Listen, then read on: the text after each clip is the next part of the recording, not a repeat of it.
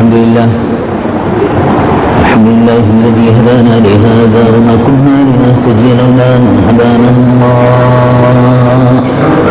ولا نعبد ولا نستعين إلا إياه. هو الذي خلق السماوات والأرض وما بينهما وما تحت الثرى إن تجهر بالقول فإنه يعلم السر وأخفى. الله لا إله إلا هو له الأسماء الحسنى. فأشهد أنه لا إله إلا الله وحده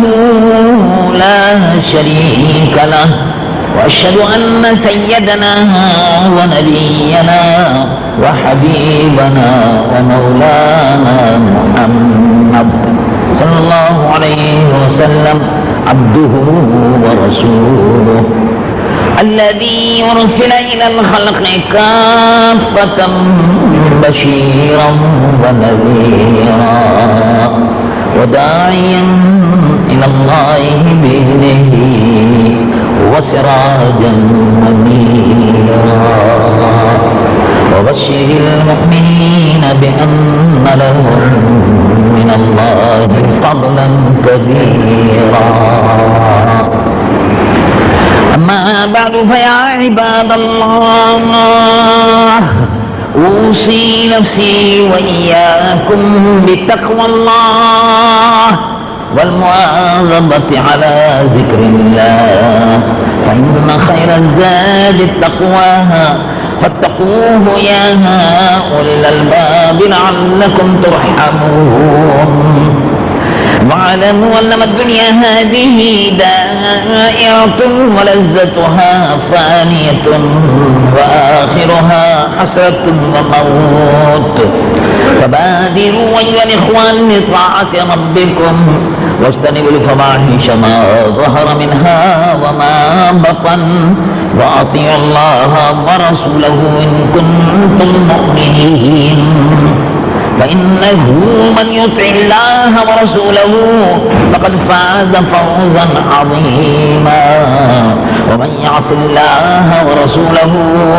فقد ضل ضلالا بعيدا. عن النبي صلى الله تعالى عليه وسلم أنه قال الدنيا جيفة وطالبها كلاب. يقول الله عز وجل في كلامه اعلموا أنما الحياة الدنيا لعب ولهو وزينة وتفاخر بينكم وتكاثر في الأموال والأولاد كمثل غيث أعجب الكفار نباته ثم يهيج فتراه مصفرا ثم يكون حطاما وفي الآخرة عذاب شديد ومغفرة من الله ورضوان وما الحياة الدنيا إلا متاع الغرور. بارك الله لي ولكم في القرآن العظيم ونفعني وإياكم بما جاء به النبي الحبيب الكريم سيد الأولين والآخرين صلاة الله تعالى وسلامه عليه وعلى آله وصحبه أجمعين. أقول قولي هذا واستغفر الله العظيم لي ولكم ولسائر المسلمين من كل ذنب وأتوب إليه إنه هو التواب الرحيم. رب اغفر لي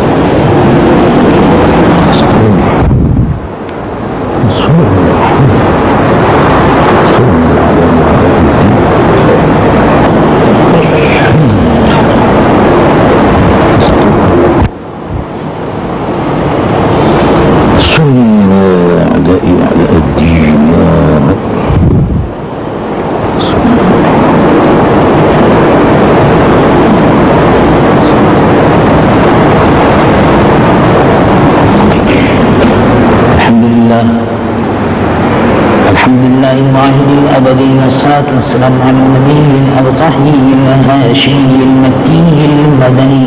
المنزل عليه إن الله وملائكته يصلون على النبي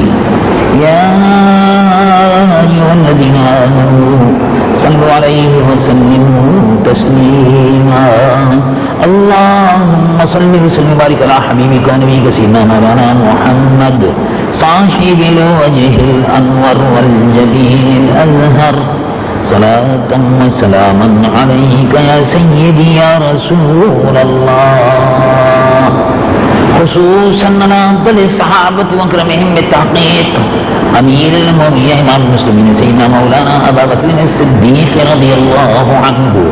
وعلى الناطق بالصدق والصواب الذي كان رأيه موافقا بالوحي والكتاب أمير المؤمنين سيدنا مولانا أبا حفص عمر بن الخطاب رضي الله عنه وعلى جامع آيات القرآن كما هي مكتوب في لوح الرحمن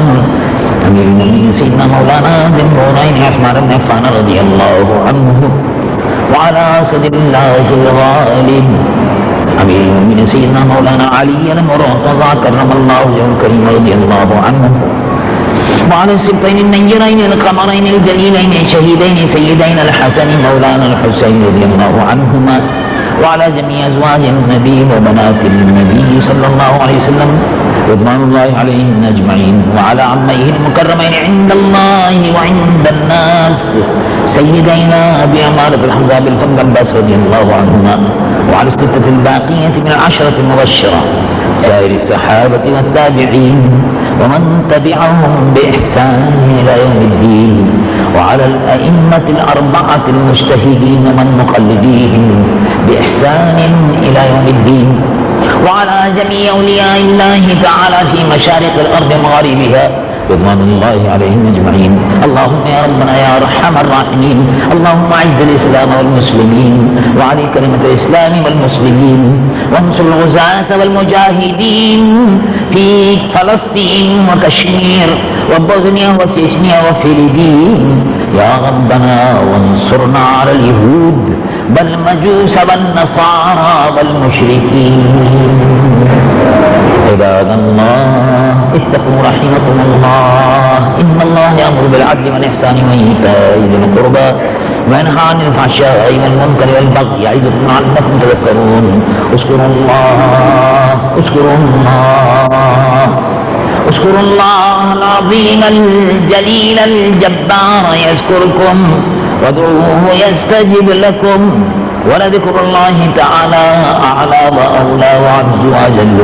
وأتم وأهم وأعظم وأكبر الله يعلم ما تصنعون